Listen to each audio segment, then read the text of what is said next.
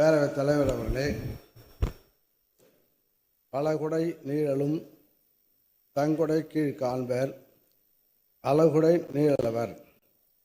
பல்வேறு அரசுகளின் நிழல்களை தமது கொடை நிழலின் கீழ் கொண்டு வரும் வலிமை பெற்றவர்கள் உழவர்கள் என்று உழவர்களின் பெருமையினை ஐயன் திருவள்ளுவர் கூறியுள்ளார்.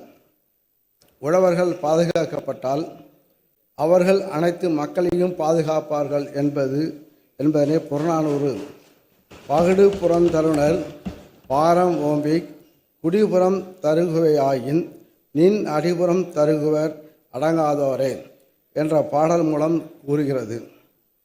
காளை மாடுகளை போற்றி உழவு செய்யும் உழவர்களின் சுமையை நீ குறைத்து அவர்களை பேணினால் அடங்காத உன் பகைவர் உன்னிடம் அடிபணிவர் என்று மன்னனுக்கு புலவர் அறிவுரை கூறுவதாக இப்பாடல் அமைந்துள்ளது.